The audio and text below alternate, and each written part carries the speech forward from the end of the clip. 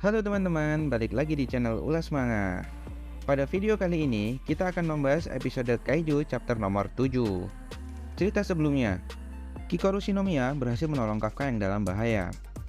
Dia berhasil mengalahkan Kaiju yang hendak memberikan serangan kedua kepada Kafka. Dia terus maju menjadi yang terdepan menyerang Kaiju secara membabi buta. Para peserta yang lain sangat sulit untuk mengejarnya.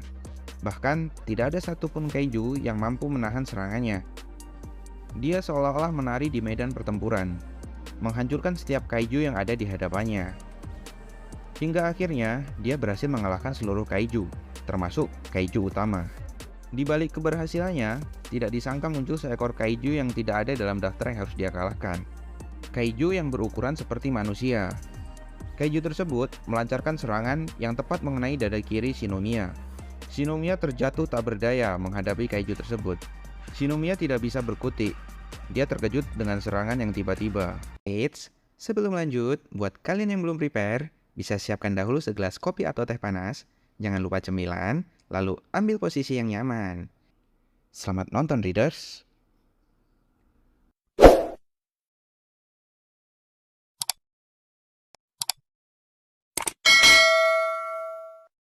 Chapter 7 diawali dengan terkaparnya Reno bersama dengan Ichikawa.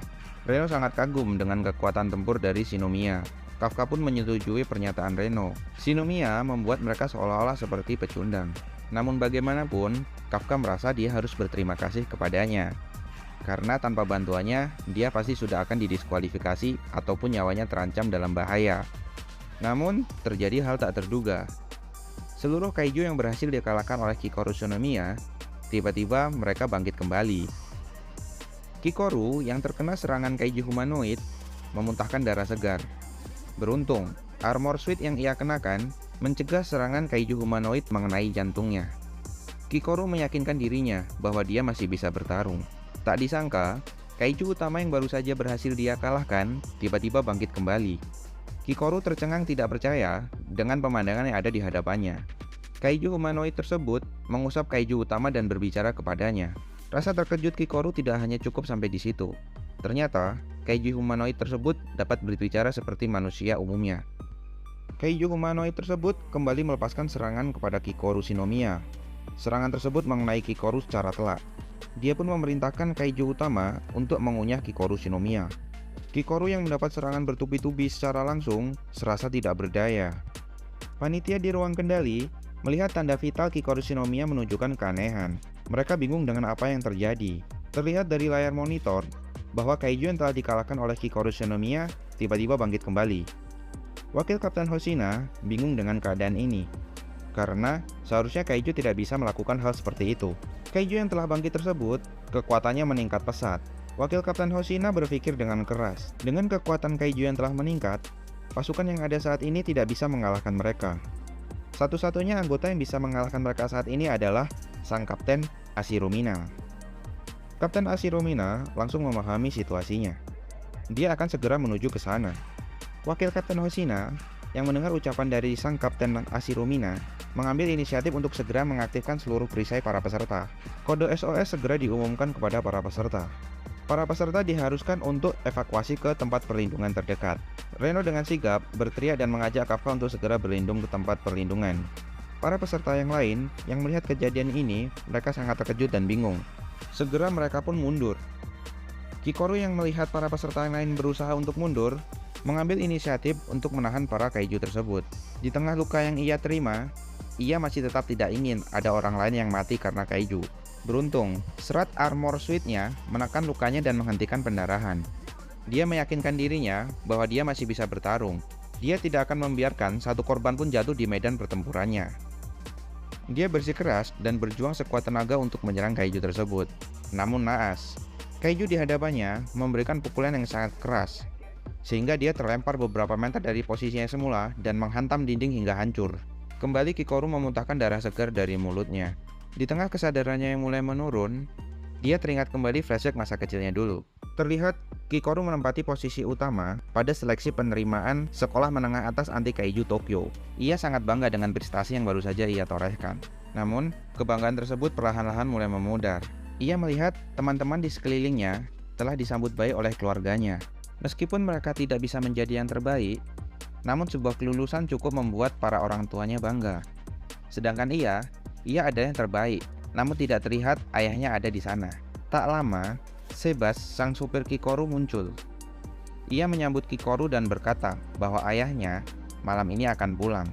Itu pasti akan membuat Kikoru senang. Prestasi yang ditorehkan oleh Kikoru disambut dengan tatapan tajam dari ayahnya. Ayah Kikoru berkata, prestasi yang didapatkan oleh Kikoru adalah hal yang sudah seharusnya. Kikoru diberitahu agar tidak berhenti di kesuksesan saat ini saja. Dia harus langsung menuju ke target yang selanjutnya. Demi masa depan negara ini, Kikoru dituntut untuk menjadi sempurna oleh sang ayah. Hal itu juga demi almarhum ibu dari Kikoru. Kembali ke saat ini, Kikoru berusaha mati-matian memberikan serangan kepada kaiju utama. Di balik serangan yang ia lancarkan, bayang-bayang dari sang ayah Kikoru terus melekat di benak Kikoru. Kembali, Kikoru terkena serangan dari kaiju utama. Dia masih terus memaksakan tubuhnya yang telah terluka parah untuk bertarung. Bayang-bayang tatapan tajam ayahnya menjadi penyemangat Kikoru. Selama ia masih bisa bergerak, ia masih bersikeras akan terus menyerang kaiju tersebut. Namun, semangatnya tersebut tiba-tiba terhenti. Ia menyadari bahwa tangan kanannya telah patah. Kikoru merasa putus asa. Ia seolah tak berdaya di hadapan sang monster kaiju utama. Dari ruang kendali melaporkan bahwa terjadi perubahan pada tanda vital kaiju. Organ penyerang yang telah dihilangkan oleh Kikoru terlihat pulih kembali. Energi dari kaiju utama tersebut mulai membesar. Wakil Kapten Hoshina terlihat tidak percaya. "Apakah kau akan sempat?" ucapnya. Kikoru terduduk tidak berdaya. Tubuhnya sudah di ambang batas. Di dalam hati, dia meminta maaf kepada ayahnya karena ia tidak bisa menjadi sempurna seperti yang ayahnya inginkan. Sang kaiju utama bersiap memberikan serangan pamungkasnya. Kikoru menunduk lemas sembari meneteskan air mata. Namun tiba-tiba, Kafka Himino muncul tepat di depan matanya.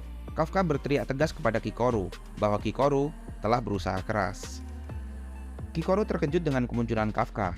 Ia tidak percaya, entah bagaimana Kafka berada di hadapannya. Kaiju utama berhasil melancarkan serangannya. Terlihat, asap tebal mengudara menyelimuti area sekitar. Kikoru masih tertunduk dengan lemas. Samar-samar ia mendengar ucapan Kafka. Kafka berterima kasih kepadanya, karena berkat dirinya lah yang lain bisa evakuasi dengan selamat. Mulai dari sini, biar aku yang mengurusnya, ucap Kafka yang telah bertransformasi penuh ke mode kaijunya. Di balik ucapan Kafka, Kikoru sangat terkejut melihat perubahan yang terjadi pada tubuh Kafka. Ia tidak percaya Kafka telah berubah menjadi kaiju. Chapter 7 diakhiri dengan perubahan wujud Kafka ke mode kaiju. Bagaimanakah kelanjutan nasib Kafka dan Kikoru? Apakah Kafka berhasil menyelamatkan Kikoru? Lalu, bagaimanakah setelah dia berhasil menyelamatkan Kikoru? Kini Kikoru telah mengetahui jati dirinya. Bagaimanakah kelangsungan hidup Kafka selanjutnya? Saksikan keseruan dari kisah Kafka yang telah berubah menjadi kaiju. Sampai jumpa lagi di chapter 8 dan bye-bye.